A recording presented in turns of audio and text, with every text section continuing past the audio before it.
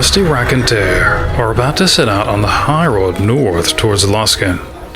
If they won't let the Inquisitor General into the city of Sails, they can simply take lodging at the Green Griffon Inn and win a bit of wealth by winning whatever competition the owner might be holding there.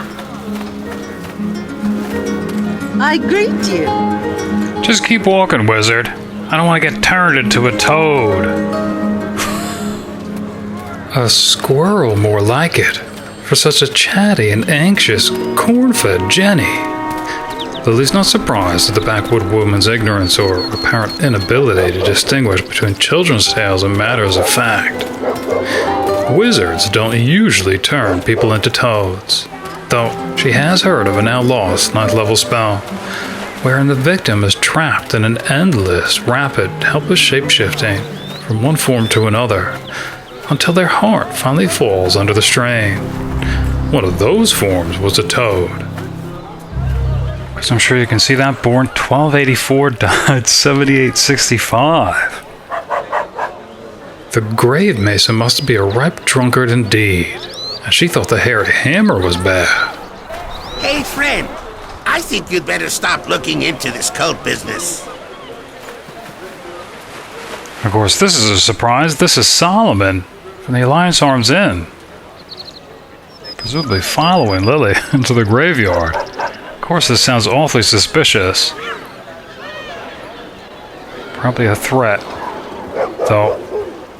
It would seem awfully bold of you to admit to being a member of the cult. I think she'll accuse him. You're such a fool! That ring I gave you, the cult has been tracking you with it this entire time. Consider yourself warned, hero.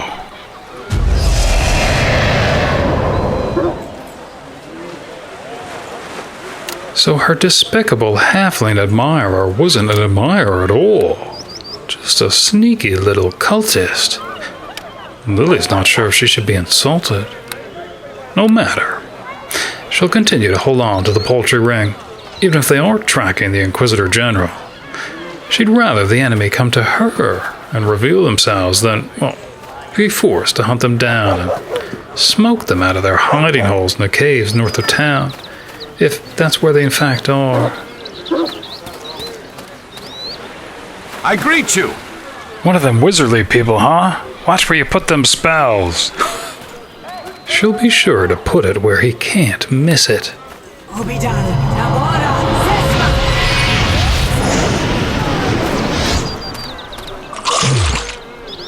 These Port Llast baboons are no better than the farmers.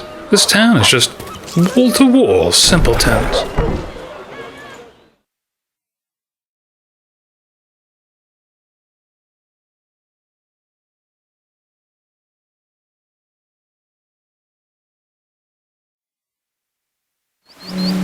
Stepping out onto the high road north of Port Llast is like stepping out into a pleasant dream.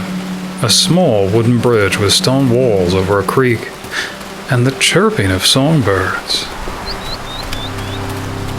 And a farmer standing out by the road with a scythe over his shoulder. Hello there. I'd warn you to be careful of danger near these roads. You look like you can handle yourself, but better safe than sorry. Listen to old Gerrol then, and watch out. I think Lily was hoping to hear some news of the road, asking what's so dangerous. The hills in this area are home to creatures of all sorts. Bugbears, goblins, and the like.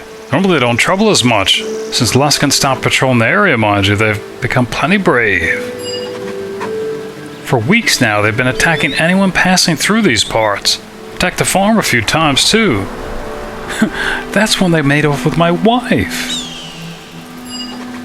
I figure it's all that Dergiab's doing. Damn ogre will get what's coming to him one way or another, I swear it.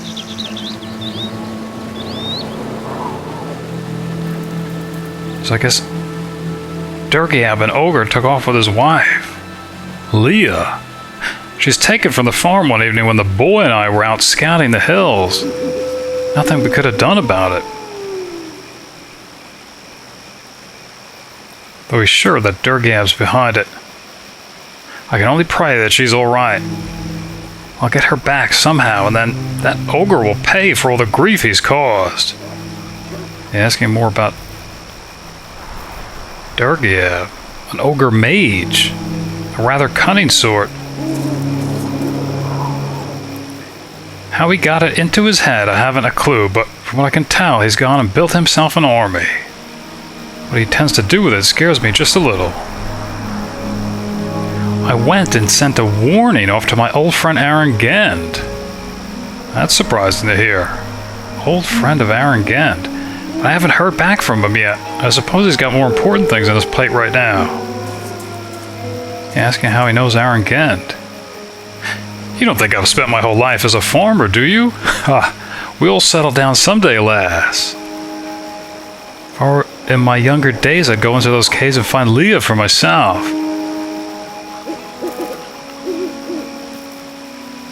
Well, I think the Inquisitor General is supposed to investigate the caves anyway. Certainly look out for a helpless farmer's wife. Free her from the hands of an ogre mage. Besides, if he's friends with Aarin Gend, I think she's curious. Maybe they could all sit down and talk a little sometime about the spy master. Or he's offering a reward, though, as well. And saying that she wouldn't be the first to head into the hills. A few have passed this way to check out the creatures for themselves, but none have returned, I'm afraid to say. Alright, asking what this reward is he's offering. Gold. But he'd require proof of what has happened to his wife, I guess, in the event that she's not alive.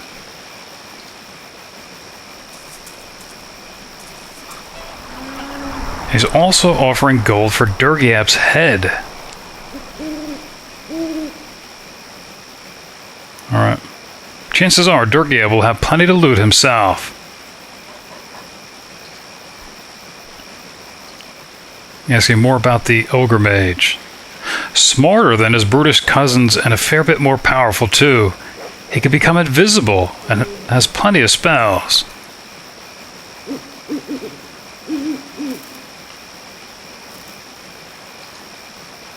Asking where the caves are. Alright. There's a number of them spread out throughout the hills. They're all connected underground through a large warren. Alright. Be sure you don't get lost. There's one entrance in the hills just north of here. Most like Dergiab's followers will find you before you find them. Alright, ask if he's heard any odd rumors about a cult. No. Though, that explained Dergiab's sudden ambition. To be honest, I always thought Dergiab fashioned himself a bit of a god amongst the other monsters. I'd be surprised if he allied with anyone else. You never know, however.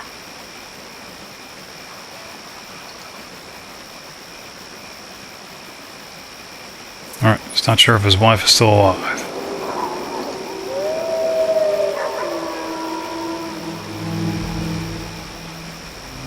Okay. But, well, certainly not going to take priority, but I don't think she'll divulge that to Gerrol. Find my wife or bring me proof of what's happened to her, and bring me Dergiab's head. How pathetic. The man can swing a scythe out in the field, but can't in rescue of his wife. Though, despite his uselessness, she's glad for the opportunity of reward. And a chance to speak to a friend of the spy master, well, when he's not so distraught over the absence of his wife. Though it sounds like she'd best bring her Uthgardt barbarians to the caves, in case Dergiab really has raised an army of bugbears.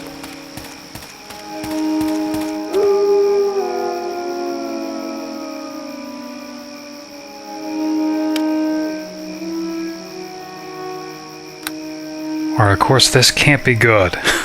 Here is Solomon along with 2 guards. Most likely an ambush. as he's revealed himself as allied with a cult. I warned to you, the enemy! but you just wouldn't listen. Yeah, sure enough. It just took a second, I guess, to kick in. Alright. Deadly looking halflings. All right, crew. Let's take them down. Alright, it's gonna step back first. Well, not sure how tough they really are. Magic missile. You know what? Missile storm.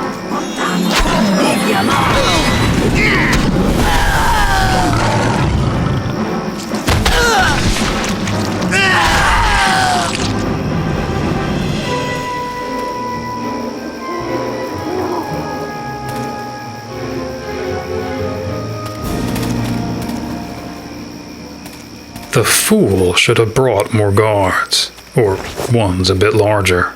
Clutched in his repulsive little fingers is a letter. Or here's a letter to Solomon from Maugrim, Korothir, or Korothir. The old ones, may they live forever. Seek an ancient artifact said to be in the vicinity of Port Llast.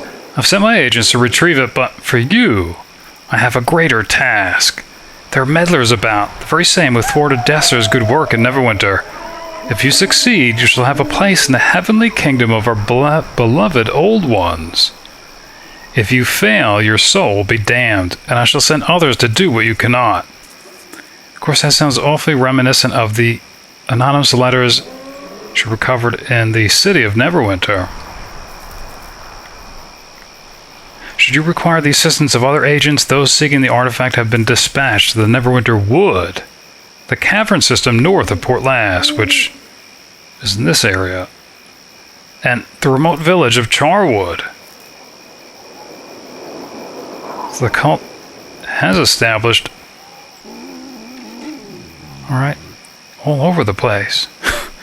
Their work is important, however, so do not disturb them without good cause.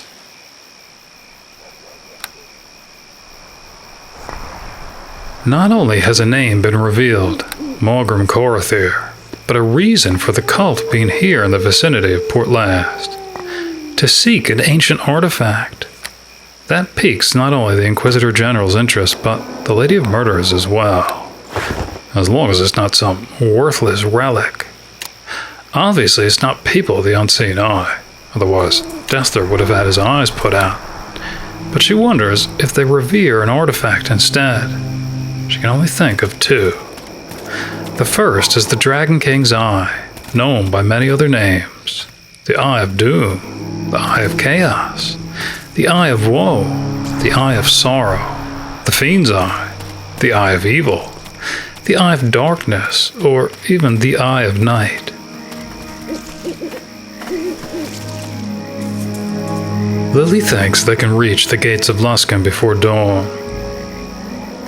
The Dragonking's Eye resembles a short wand or scepter with a large yellowish gem set at one end. When its powers are activated, the gem acquires a black, slitted pupil-like opening, hence its name. While estimating the goblins on the road, there's a sudden commotion from behind. Out of our way!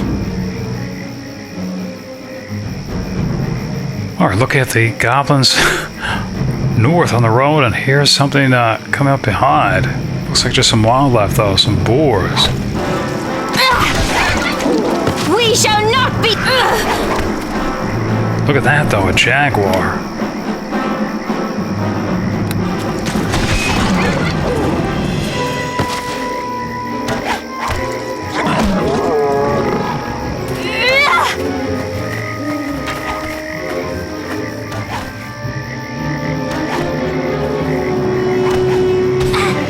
Oh, wow.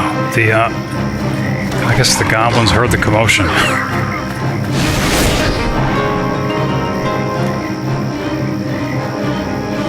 Alright. Should probably use this wand of magic missiles then. All right, crew. Let's take them down. she'd prefer that Sharwyn stay at range. I'm not sure why.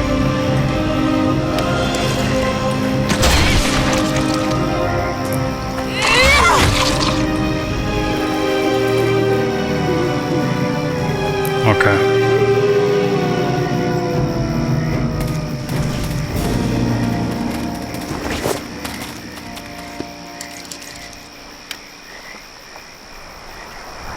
A crude hand keg with some kind of fermented honey drink, likely a mead brewed by the goblins themselves, to be stored in the cellars of the office as a last resort, of course. The Dragonking's Eye.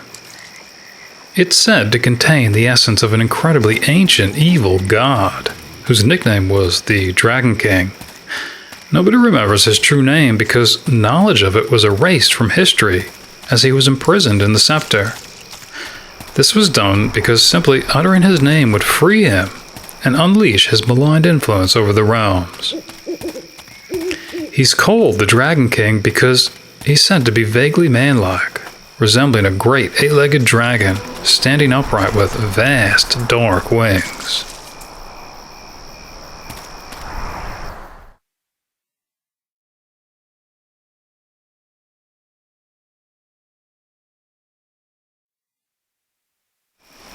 The eye was put into the keeping of House Sunstaff, though eventually lost, until Marco Volo of the Wands clan of Waterdeep, not to be confused with Volothamp Geddarm and a tale for another time, regained custody of it.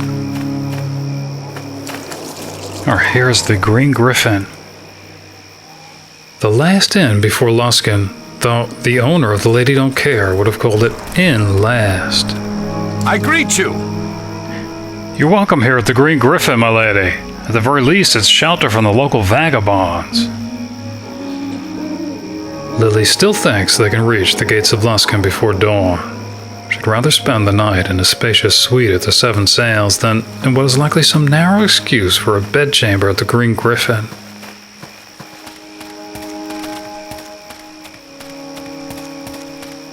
Anyway, the Dragon King's Eye has many powers, but the most impressive is that it attracts monstrous followers to serve the owner. The problem is, however, that any owner eventually becomes a lifeless shell, dominated by the nameless god.